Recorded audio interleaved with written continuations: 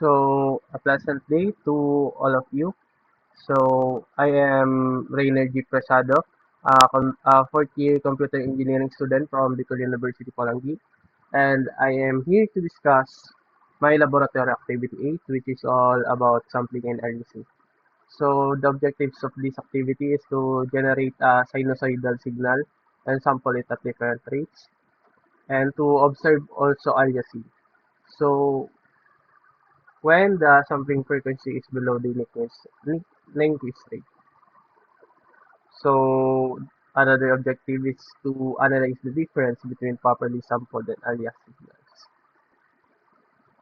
So a few konting background lang. So sampling is the process of converting a continuous time signal into a discrete time signal. So sampling is done at intervals of 1 over the sampling frequency. So there is a theorem called the Nyquist-Shannon. So the signal can be reconstructed if its frequency is more than 2 times the maximum frequency of the signal that is taken from, or the original signal. So here we have also aliasing. So this is done when the sampling frequency is lesser than the maximum frequency, less than twice the maximum frequency. So less the if it is less than the Nyquist rate, so we have an aliasing. So there is distortions in the signal. So here I will explain the code. So as usual, we import the packages and we put the parameters. So we have a continuous time signal. So 0 to 1, we have 1,000 data points to make it seem continuous.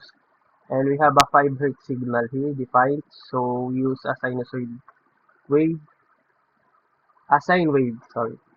So the sampling frequency are 50 and 6 Hz respectively. So we do a sample here.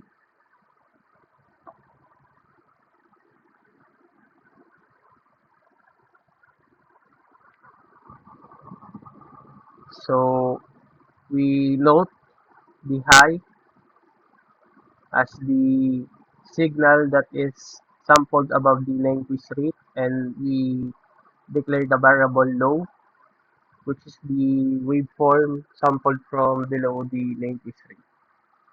So I use a 12 by 8 figure here and a 2 subplot to contain those samples. So as you can see here in the plots, so when it is properly sampled, you can see here that there are no delays and the points point exactly at the waveform. So when a signal is undersampled, we have a distorted signal, delayed, and other problems that may arise. So you can see here the the peak of the signal should hit this green candles here, but it is not. It is either delayed or advanced.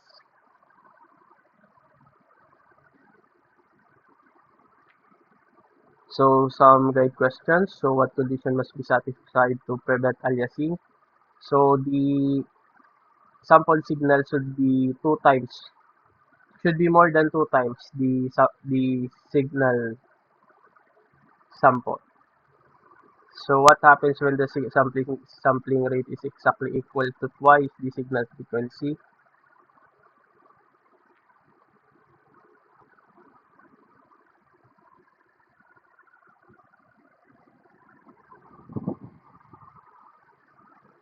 So here, since it is said that the sampled signal should be more than 2 times the maximum frequency, so there is a possibility that the signal might be delayed.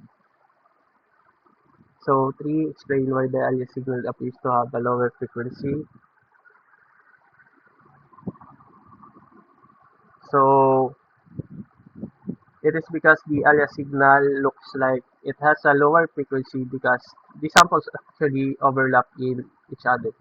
So it may seem that it is low or advancing. So give real world examples where aliasing is a problem. So in audio, when the audio can be misrepresented, when it is high, you can misrepresent it as low. So that is all. Thank you.